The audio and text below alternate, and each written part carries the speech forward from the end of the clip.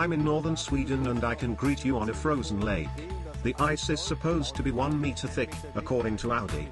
I hope that's true, because otherwise it will be cold and wet feet here. The temperatures are around 15 and even 20 degrees below zero. It's really cold, but these are actually quite good conditions to test a car.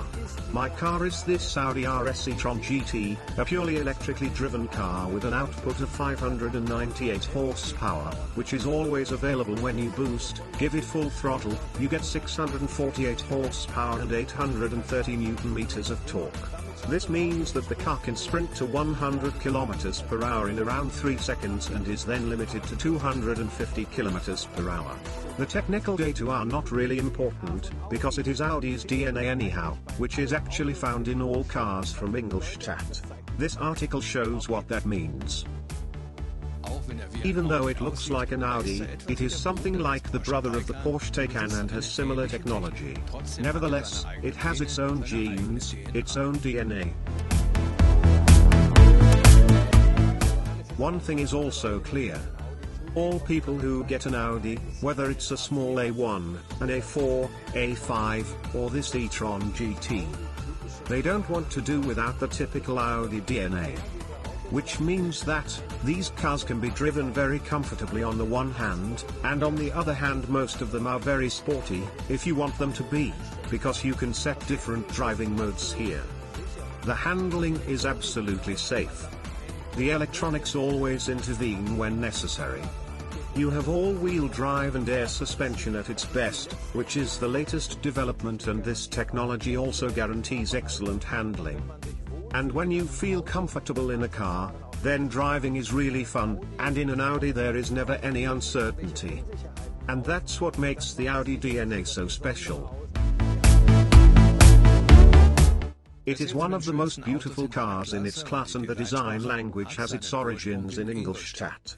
It appeals positively to many onlookers because it is a beauty from all sides, including the inside.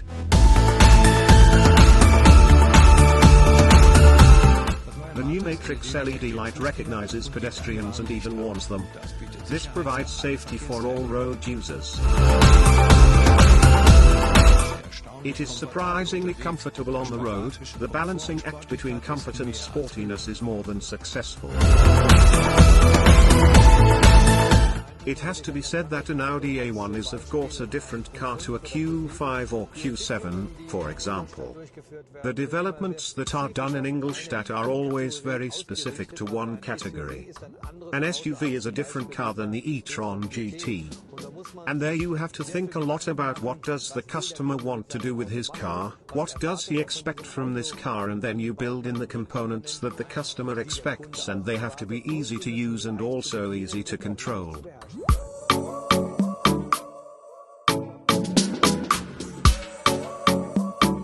This luxury car also has aerodynamic components. There are two big monitors. Here, the one on the left, I can change the view, it's a virtual cockpit. Here you have all the displays, for example on the remaining range, speed and much more. On the right side I can operate many things, for example the navigation system. What's nice is that the switches down here have remained analog for the heating and ventilation, and also some other switches. For example here, the drive menu can be selected via a normal switch. Now I'll take the luxury liner out on the ice. This is an exercise that most people don't do very well. Typical of the Audi DNA is the really good feel for the limits. You feel absolutely comfortable in this car, even when it's completely transverse, and no fears arise. If you're afraid in a car, you can't really drive safely or fast. In this car, and this applies to many Audi models, you can feel the limits really well, and due to the all-wheel drive, which is also electronically controlled, you are able to move the car very safely in circles, fully in drift. You feel the car very well, the feedback from the front axle is good, the feedback from the rear axle is good, so that's absolutely perfect.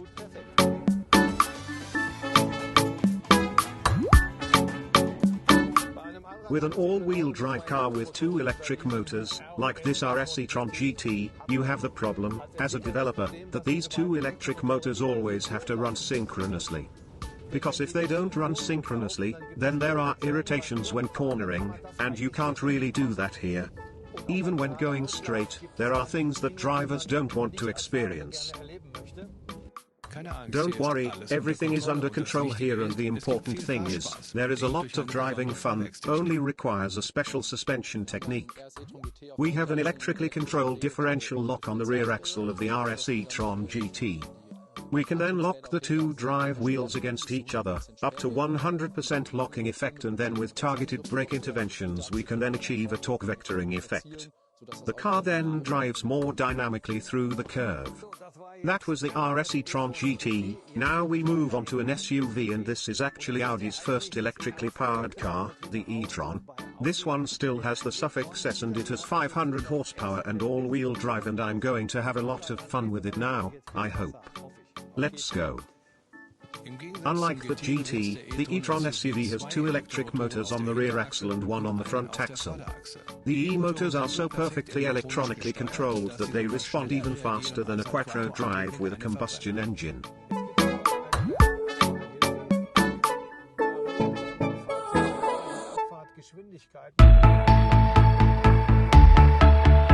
There is also a hill descent control, where the vehicle regulates the descent speed. You don't have to do anything, just steer. Quattro drive has reached a very high level here, so off-road safety is already impressive. The all-wheel drive control systems on this e-tron are also impressive. Finally, I have to say that the electric drive with its control systems also works really well off-road. What I don't like so much are those cameras that you use as rear-view mirrors. You have to get used to that. Now I'm going to take the SUV out on the ice. This prototype is equipped with new steering and an improved chassis. As you can see, everything works fine. Its DNA also comes from Ingolstadt, of course, and it's sure to convince any doubters.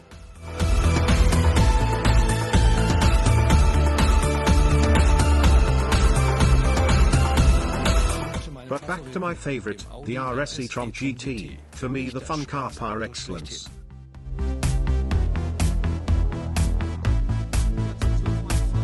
Finally, my conclusion, and as they say in the Ruhr area, this car is really something special. It's incredibly sporty to drive, but you can also travel in comfort. The basic car costs 101,000 euros, and the RS version with more power costs around 40,000 euros more. That's all from me, and see you next time. Bye.